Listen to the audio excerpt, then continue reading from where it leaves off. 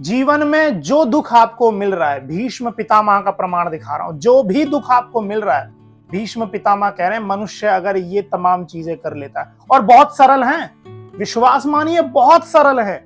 ये प्रमाण आप देखिए, अगर भौतिक दुख मिल रहा है, मानसिक दुख मिल रहा है, कार्मिक दुख मिल रहा है, कोई भी दुख आपको मिल रहा है, ये सरल सी चीजें अगर आप कर लेते हैं तो ये दुख खत्म हो जाएंगे। भीष्म पितामह का प्रमाण है, ये एक बार प्रमाण आप देखिए। अब देखिए लिखा हुआ है कि जो भौतिक दुख आपके जीवन में आते हैं, अर्थात किसी व्यक्ति के द्वारा कोई दुख आ रहा है, चोर ने पैसा चुरा लिया आपका, किसी ने आपका पैसा मार लिया, किसी ने कष्ट दे दिया, कटुवाणी बोल दी आपको, सर्प व्याघ्र आदि ऐसे दुख जो प्राप्त होते हैं, इन दुखों को आप कैसे छुटकारा प्राप्त कर सकते हो? अर्थात प्राणी मात्र के हित चिंतन और कल्याण साधन से दूर होते हैं।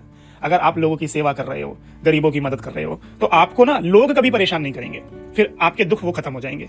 और जो देव दुख हैं, अर्थात मन इंद्रियों की चंचलता की, पूर्व जन्म के जो कर्मों के फलस्वरूप जो दुख आपको मिल रहे हैं, कर्मों की वजह से जो दुख मिल रहे हैं, उनका नाश समाधि द्वारा परमात्मा के चिंतन से होता है। परमात्मा का चिंतन बोले तो मेडिटेशन, ईश्वर का भक्त हो जाना, ईश्वर को याद करना।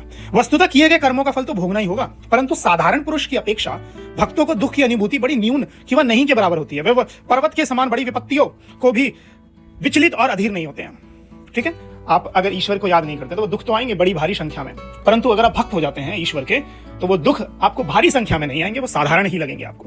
आध्यात्मिक दुख अगर आपके जीवन में आ रहे हैं, आत्मा, परमात्मा, शरीर के दुख, रोग आदि, आसन, प्राणायाम, लिखा हुआ है कर्म के दुख का तो काट नहीं है, मगर आप ईश्वर के भक्त बन जाएंगे तो वो दुख अगर बड़ा होगा तो वो छोटा सा दुख आएगा। मान लीजिए एक्सीडेंट होना होगा तो हाथ ही केवल कट जाएगा।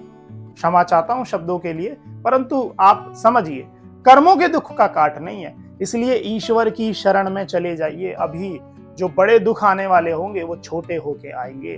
पहाड़ भरे दुख पत्थर के रूप में आएंगे। इसलिए जाइए ईश्वर की शरण में और समर्पित कर दीजिए अपने आप को।